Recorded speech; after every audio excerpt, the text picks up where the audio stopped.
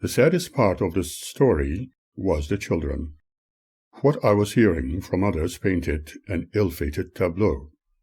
Being a mere male, I might be forced to lose everything, including my children, to the Jehovah's Witnesses.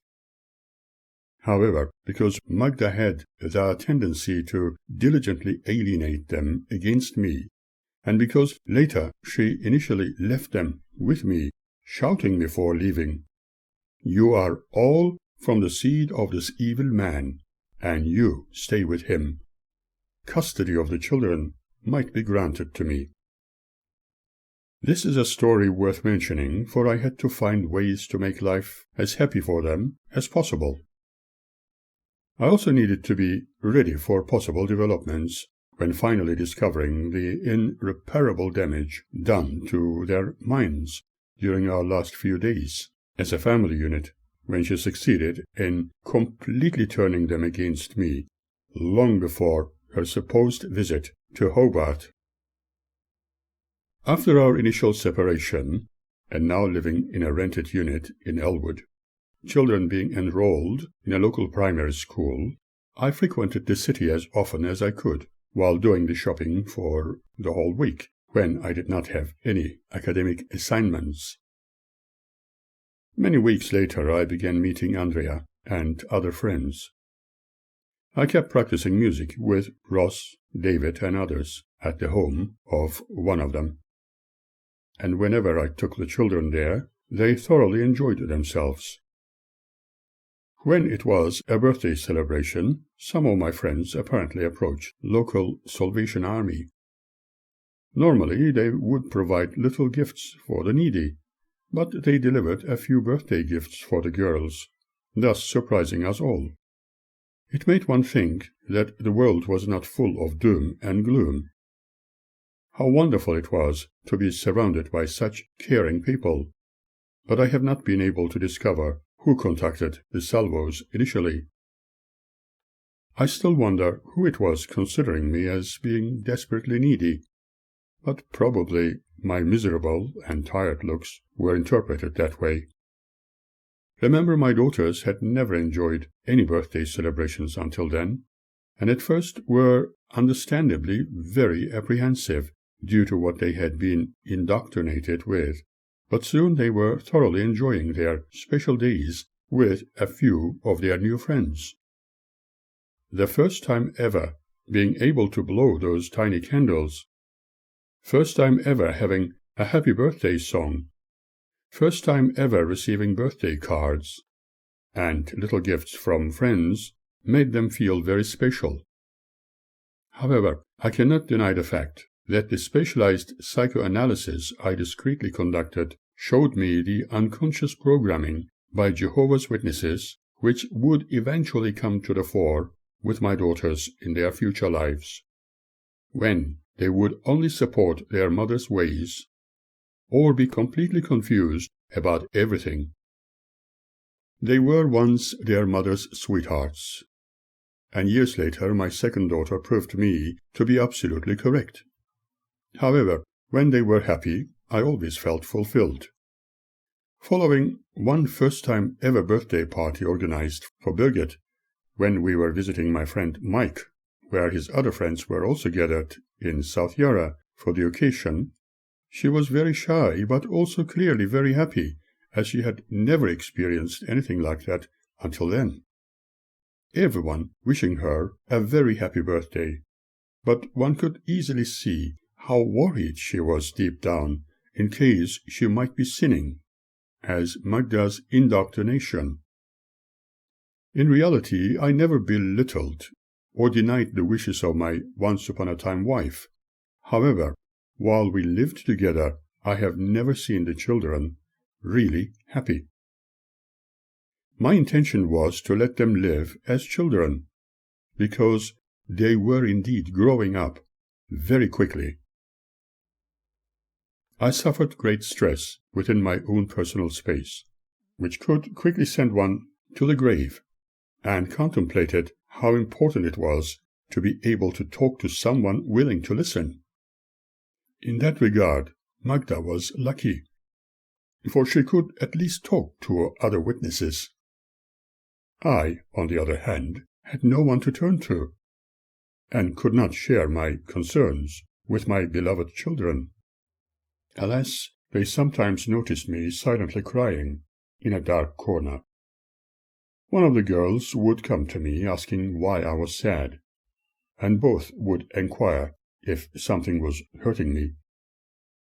I would give them a little hug, telling them not to worry, I'm fine now, and they would make some hot tea and bring it to me. Although unexpected, it really meant a lot. Just imagine how I felt. Sometimes they attempted to make Greek coffee, as I had once taught them, marvelously surprising me. But children are children, and they would do the same for their mother. You might be familiar with Fyodor Dostoevsky's words, where he says, "Only the heart knows how to find what is precious." Another time, both sisters prepared a very unusual sandwich.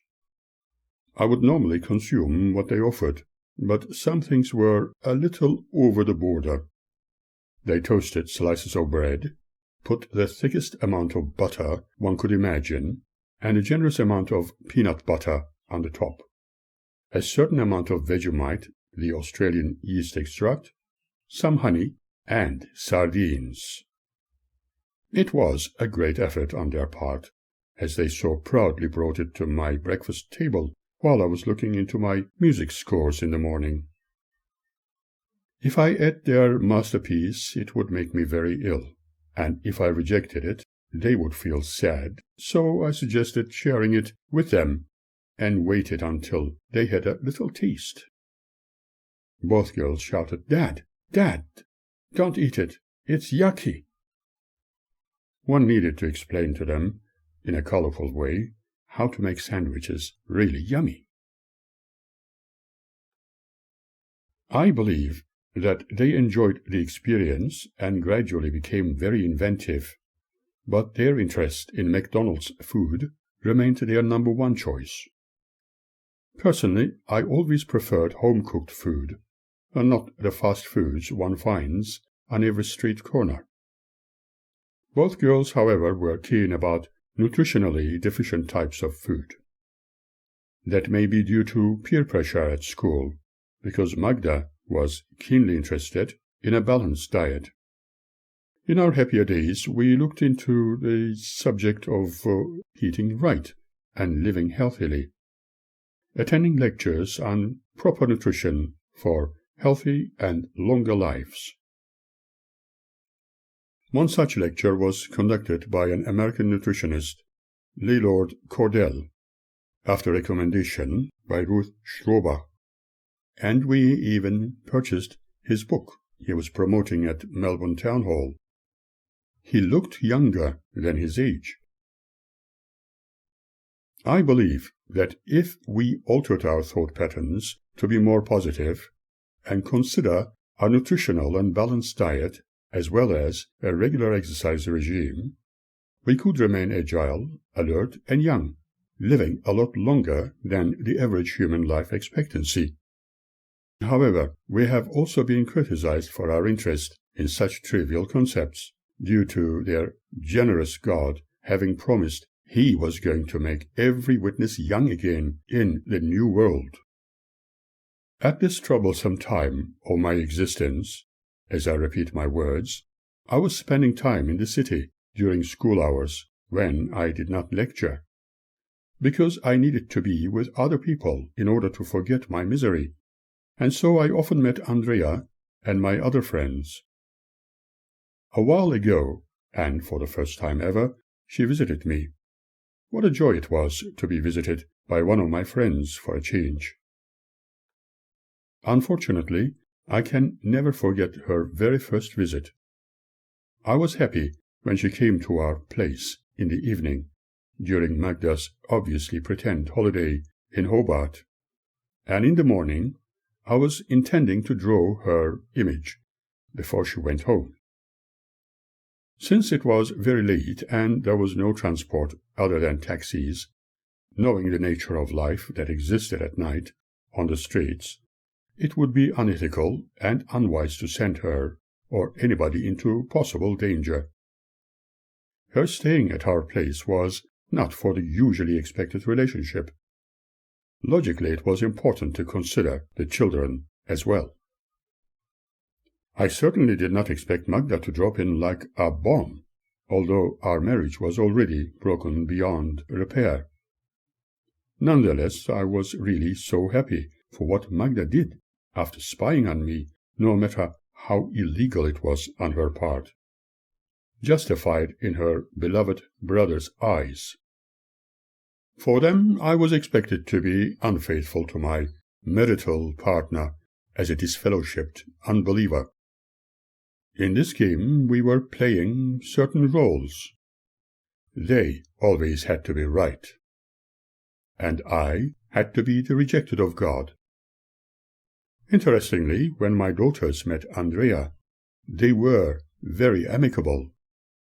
Perhaps they realized that there was nothing going on between us other than being good friends.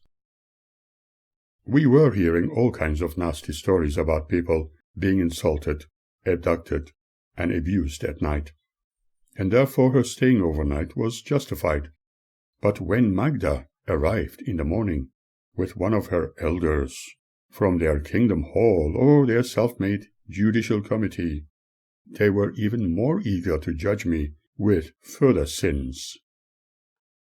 Magda's shouting at the children to stay with their father, the great sinner, because they were from his seed, and leaving with her so-called brother was taken as a sign of no return.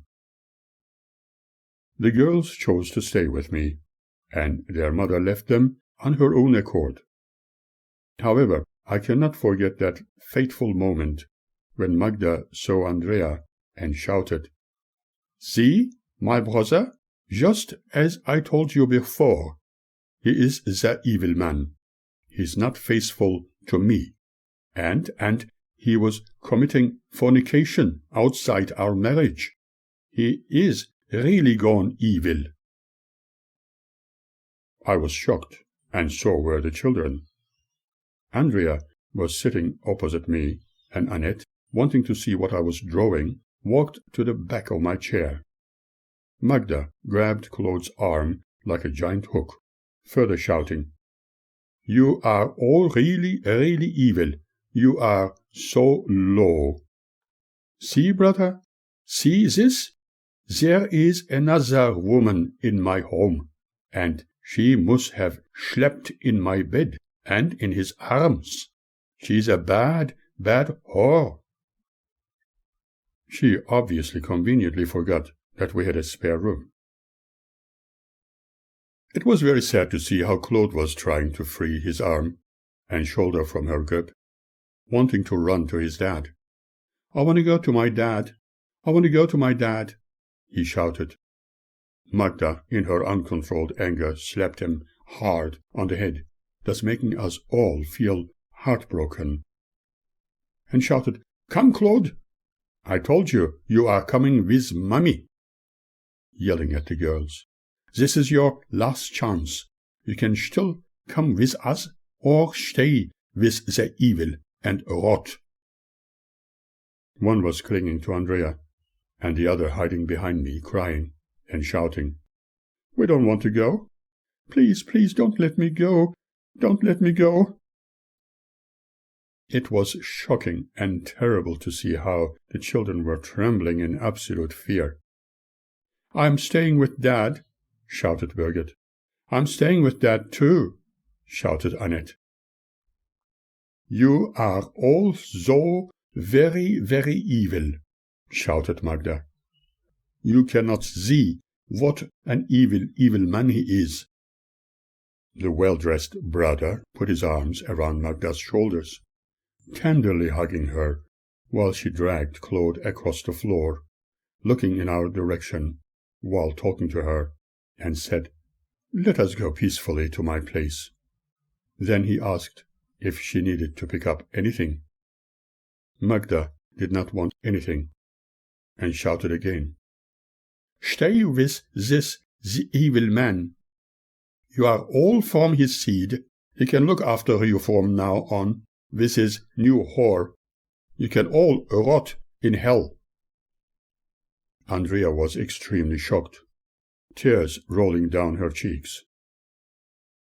After Magda had left with Claude and her boyfriend, or brother, the girls cried for a long time, while Andrea and I tried to calm them. They were really frightened and constantly asked me, "Please, Dad, don't let us go. You will not let us go, will you, Dad?"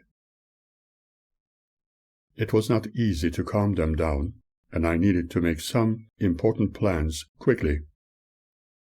Andrea asked me if it was all right for her to stay and help us with things, especially with the girls' needs.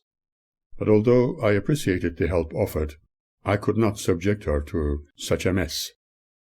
I was going to see her again a few days later, as I needed to overcome the trauma we had been subjected to. Even at night, it was devastating to see the children trembling with fear, waking up and coming to the lounge to sit with me, listening to light music. But at least it helped them to calm down. I wished the utter fear and inevitable shock they experienced had never happened. It would take a while before they could be reasonably calmed and accept that it was their mother's choice to leave. I explained to them as clearly as I could that their mother did not leave them because she hated them, but rather because she was not happy with me, and that sometimes adults had problems with each other. At that stage, I had not developed any serious relationship with anybody outside my dreamt of marriage, not even with Andrea. "But, Dad," said Annette, "you know, I don't think Mommy loved you ever." That was very sad. I could not contain myself, and cried, whilst trying not to show my tears. Instead, I occupied them with more fun things, preparing healthy desserts and snacks. I took them to the parks and city, purchased new clothing, and frequented the movies over the next few days. They appeared reasonably calmed, and it was clearly evident that they did not want to live a life of restrictions, strict cultist rules and regulations any longer, but deep inside I suffered in silence. They wanted to live like all other children, and because they would soon grow up, I only hoped that this separation had not caused much trauma and angst in their lives, although time is said to be a great healer. I wished the children had never experienced something like this, separated from each other. Claude was no longer with us, and I missed him badly. What an awful tragedy it must have been for the young boy. I could easily imagine him asking his mother when they were going to go back home, or wanting to see his dad. I was certain that Magda instructing him never to mention his father, perhaps insistently saying, "You are not going to see him ever," or constantly repeating, "Your father is evil," even trying to convince him, as she had previously tried with our daughters, "He is dead." None of these thoughts might be entirely true, but the possibility, and in fact the reality of her disciplining them in this self-styled format, while trying to turn them utterly against their father, was very real. She proved herself to be very cunning, making herself appear correct in all her assumptions concerning me by turning the children against what I stood for. Hopefully, the family court would take that into account. Perhaps they knew that she rejected the idea of becoming an Australian citizen to avoid certain duties the government of Australia expected of all its citizens. I am still doubtful whether she actually went to Hobart, most definitely following the dictates and wisdom of her Jehovah's Witness brothers.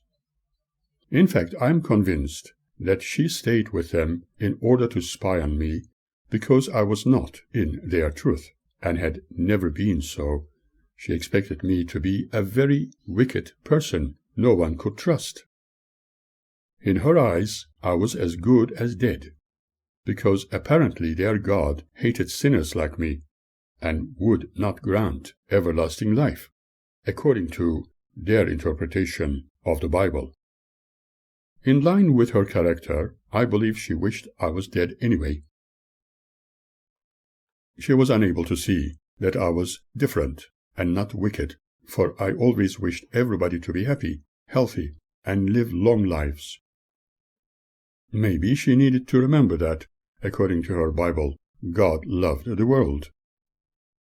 If her husband, whom she treated like a worthless criminal all along, behaving like a determined disciplinarian towards him, was such a bad person, how could a logical woman, as she considered herself to be, so easily leave her children with him when she went to Hobart, and later left him permanently?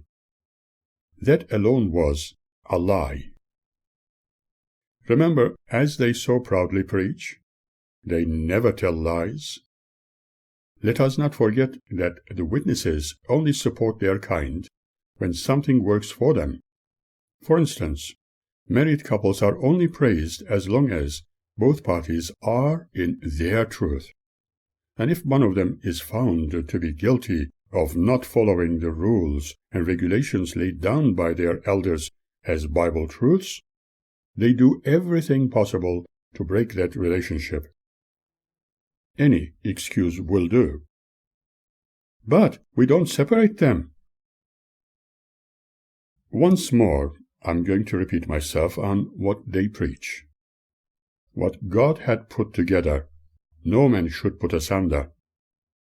They need to be reminded that they are also asked to follow the rule of not judging others, just as Jesus advises them to take the big mote from their eyes before attempting to remove the tiny splinter in their brothers.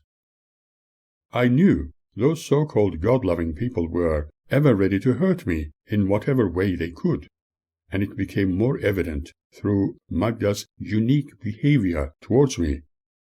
Remember also that they consider themselves as being the only righteous people in the world. Having moved to Elwood a long time after our first family court hearing, their mother made her way to the same suburb, living in Spray Street. We continued to abide by the legal decision. Carl Sandburg writes, "Life is like an onion. You peel it off one layer at a time, and sometimes you weep." Having to attend to too many court hearings was not a very welcome state of affairs, and as I have mentioned before, the mid to late 1970s were not very favorable for me or my so-called family. I also knew that Magda was under enormous pressure, probably experiencing states of confusion due to her sole reliance on the witnesses with their limited wisdom, as they themselves admit, following their dictates to the letter, for, after all, she was a dedicated member of God's chosen. My going through confusion and fear, however, was not due to belonging to an evil world, as they loosely claimed, and their God was to destroy everything belonging to that world, which was under the control of the devil's leadership. It was due to being, for the first time, free to live with my dearest children, without having to put up with any interference from the witnesses. Some of the friends I had recently met suggested that I should seek the assistance of solicitors, and could even apply for help in finding one through the legal aid system, for they would help those who needed financial assistance. Several interviews later, I decided to do everything which needed to be done legally, although many months passed without any sign of Magda and my son Claude. At first she moved to one of the western suburbs of Melbourne, under the close supervision of her faithful brothers and sisters. Much later, she moved closer to where I lived. I needed to sell my property in Brighton at a reasonably cheap price, for it was becoming far too much to worry about, along with the memory of the past with Magda, who was never happy about any of my decisions since our settling in Melbourne, preferring not to be materialistic. The money from the sale of that property helped us settle elsewhere and provide for the girls' educational needs. It also paid part of my other property in Toorak by the Yarra before I decided to turn it into rental housing. When we were reasonably happy with each other, long before Jehovah's Witnesses declared me disfellowshipped, we visited some of my friends who were renting the Brighton property from me. Some of my activities I had to keep secret. I simply had to, because one day I could lose everything I considered being important, but if something like that eventuated, I was sure I could regain my losses by further hard work or exhibitions of paintings. My exhibitions had to be held not only within Australia, but also in overseas countries like France and Germany. On the other hand, I can still not forget how, when visiting friends, she never desired to be social with any of them, for they were not in the truth. To be pleasing for her, all my friends had to be in the truth, otherwise she felt uneasy. Any issues in regard to property and finances had no importance for her, as all those material things belonged to a materialistic world, as she believed, and she was not part of it. She was in the truth, and her brain, as she claimed, was washed clean from the dross of the world. On occasion I had minor hiccups with my income due to rentals not being paid on time, forcing me to consider other part-time occupations to meet my financial needs. I was then considered a very materialistic person by the witnesses, and lectured to about the benefits of becoming a little more spiritual. For Magda, I was apparently drifting from the truth, or I was a big liar. She never made any effort to get to know me better, and I remained secretive towards all Jehovah's Witnesses, including my supposed wife. As far as they were concerned, this became my new title, a big liar. No doubt they were describing themselves by using those specialized names.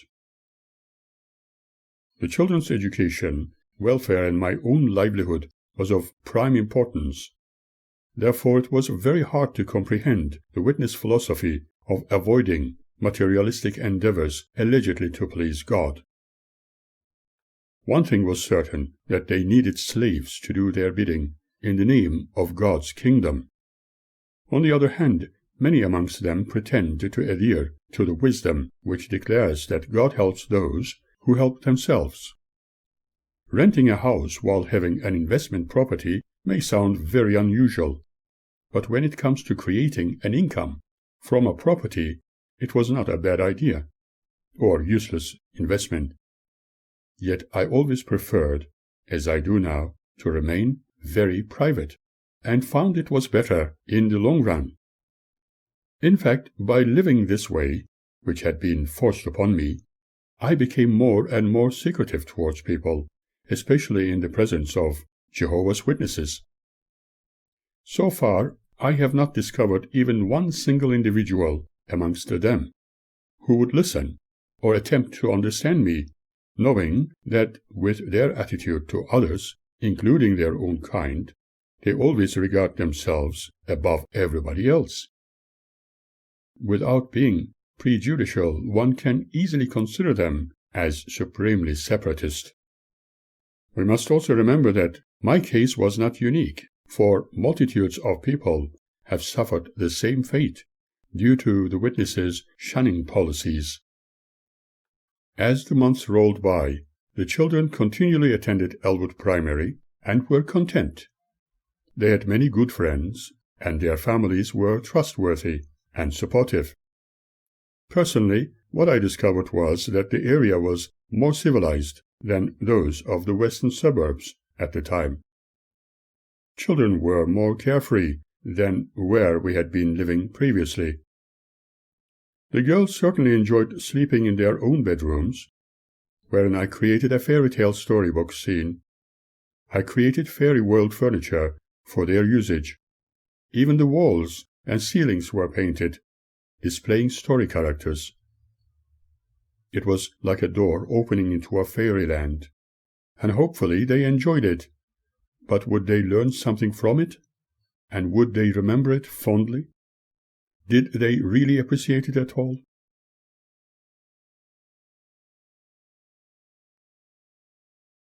In their spare time, they were keenly interested in sharing song and dance activities, often with Young Talent Time, which was regularly aired on television for the young and young at heart.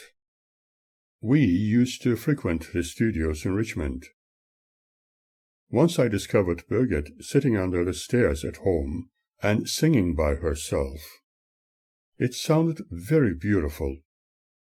A few people passing by made an extra effort to tell us that this gorgeous voice needed to be heard by everybody, and I believe this encouraged her to learn song and dance.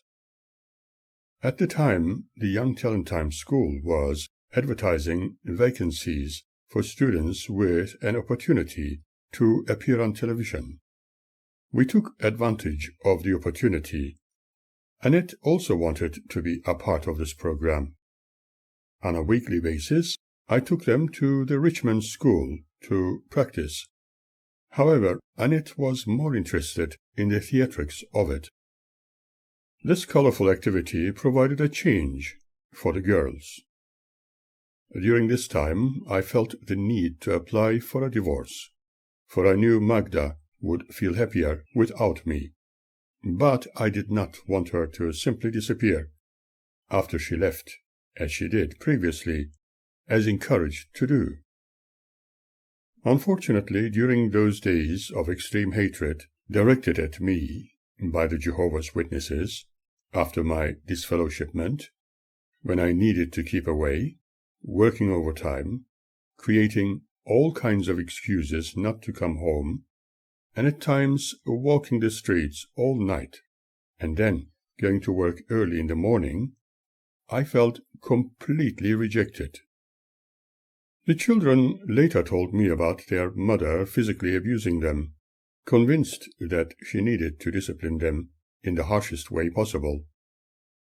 She was apparently telling them that she was doing what their father should have done in the first place. If true, she obviously did not realize that I would never discipline children by abusing them, as she did, breaking wooden spoons on their buttocks. Nor would I ever send them to bed hungry, because they did not pray to Jehovah. That is what Magda wanted me to do, but I was not Magda. When they were given time, without having to worry about Jehovah worship, they were happy, behaving like normal youngsters without being restricted from associating with others in the neighborhood and at school. As all our neighbors, associates, and friends witnessed, the children were happier without those restrictions. As mentioned before, while we were still together, every time they came home from school, Magda subjected them to lengthy interrogation sessions to admit their sins, and then they were chastised and forced to pray, asking Jehovah's forgiveness. If they did not do so, or laughed for some minor issue, they would be severely punished and denied any dinner.